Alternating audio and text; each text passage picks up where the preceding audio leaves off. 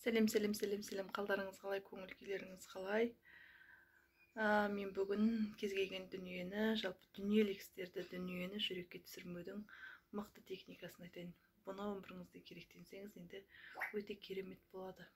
Жалпы адамзаттан бөлек ата-анаңыз сіздің баға жетпес байлығыңыз деп жатамыз, ағайын туысымыз біздің алтын тәжіміз деп жатамыз, баламыз біздің болашағымыз, және біздің жүрегіміздің, қанымыздың бөлшегі деп жатамыз.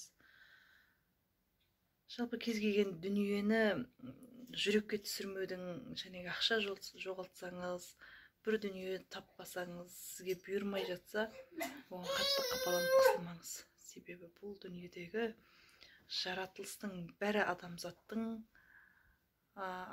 үшін жаратылған.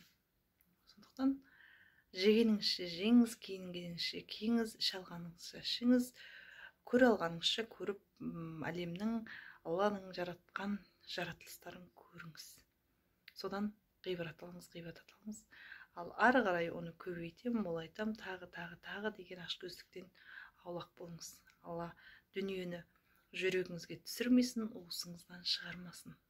Уысыңызда тұрған кезде беріп, алып, ішіп, жеп, қызығын көріңіз, қызметшіңіз етіңіз дүниені. Дүниенің қызметшісі болып кетпеңіз. Сол кезде дүние сіздің жүрегіңізге түспейтін болады. Барлығы бұл Алланікі деп қабылдаңыз. Себебі сіз менікі деп жүргеннің бәрі сіздікі емес. Ертең бұның барлығы қалады. Жалпы жер бетіндегі қанша миллиардтаған, миллиондаған адамдар болды. Соның барлығы кетті, ұмытылып қалған ешкім жоқ. Ешкім ештеңесін өзімен бірге алып кеткен жоқ. Бірақ соның барлығының кейбір адамдар қызығында көріп үлгермеді. Өзіне қажеттілігіне жарата алмады. Кейбір дүниелерді көпке арнап, көпшілік жерде ұстауға тура келеді.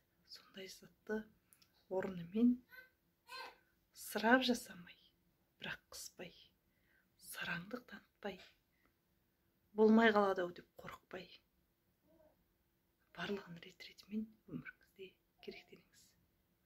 Сол кезде жоғалтсаңыз да білесіз, Алланың адамзат үшін жаратқан дүниесі ешқашан бітіп қалмайды.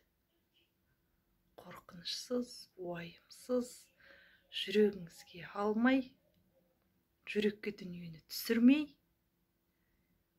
шынайы тәуба етіп, және сіз барлық дүние осы Алланікі екен, иесі Алла деген кезде, сол үшін уайымдамайтын боласыз. Уайымнан арылсаңыз, уайымсыз жүрсеңіз, барлығының уақытында қадірін білетін боласыз. Сондықтан ештеңеге алаңдамаңыз. Алаңдамау, уайымдау, шынайы тәубаға келу, шынайы иесінің кім екенін білу, бұл енді өте үлкен, терең, мықты жетістік. Сондықтан не көрсеңіз де, не берсе де Алла, бұл сіздің игілігіңізге жаратылған, сіздің осы 5 күндік өміріңіздегі, жарық дүниеңіздегі сіздің қажеттілігіңіз үшін жаратылған дүние. Сондықтан қажетіңізге байланыңыз. Қуатты болыңыздар, күндеріңіз шуақты болсын, өмірлеріңіз мәнді де сәнді болсын. Сіз үшін жаратылған жаратылыстың керегіңізге жаратыңыз. Іш алғаныңызша ішіңіз, сырап етпеңіз, тарылтпаңыз. Негізі Алла тағаланың ең жек көретін қасиеттері ысырапшылдық пен сараңдық екен. Сараң да болмаңыз, ысырапшыл да болмаңыз. Берілген несібеңізді қыспаңыз. Қуатты болыңыздар, қанағатшыл болыңыздар. Дүниелік істерге байланып жабыспаңыздар. Себебі сіз дүниеге байланған кезде Алладан басқа бір дүниелік іске, дүниеге қымбат деп қараған кезде міндетті түрде одан сынақ болады. түндеріңіз тыныш, күндеріңіз шуақты, рызықыңыз мол, несібелеріңіз кеңінен болсын.